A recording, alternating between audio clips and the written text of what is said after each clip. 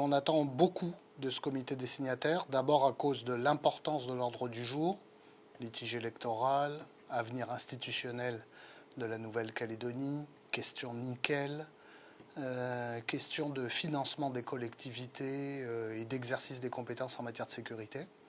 Donc ça nous fait un comité des signataires extrêmement lourd.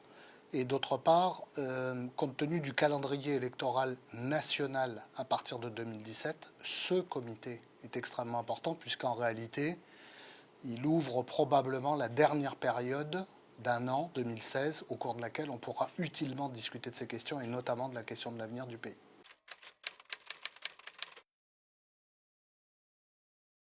Il y a deux questions qui sont sur la table, le corps électoral pour les élections provinciales, le corps électoral pour les élections référendaires.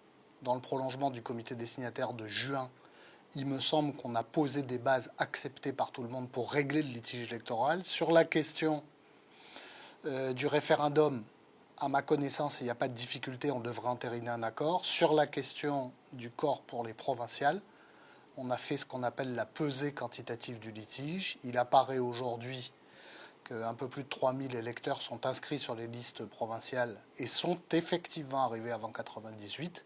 En revanche, un millier d'entre eux n'apparaissent pas dans les fichiers avant 1998. Donc c'est de ces questions-là qu'on va parler, mais c'est évidemment extrêmement important pour l'avenir parce que ça conditionne l'acceptation du résultat et de la consultation référendaire et des élections provinciales.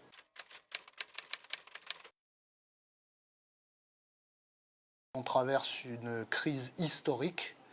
Les trois opérateurs industriels calédoniens ont totalisé 100 milliards de pertes cette année. Ils ne pourront probablement pas continuer très longtemps de supporter un niveau de perte pareil.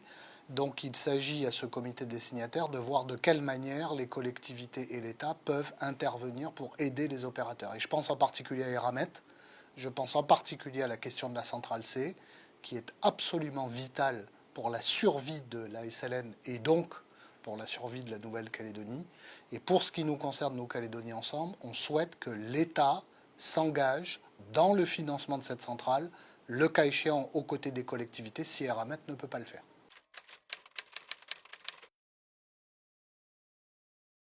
Les partis indépendantistes ont répondu clairement à cette éventualité d'un troisième accord en disant non, il n'y aura pas de troisième accord, si j'en juge par les déclarations de l'Unipalica d'une part et de l'Union calédonienne d'autre part.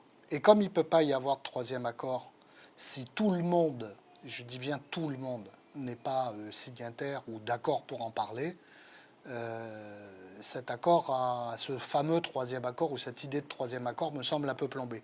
Mais pour autant, il est absolument capital, troisième accord ou pas, de préparer l'après-référendum.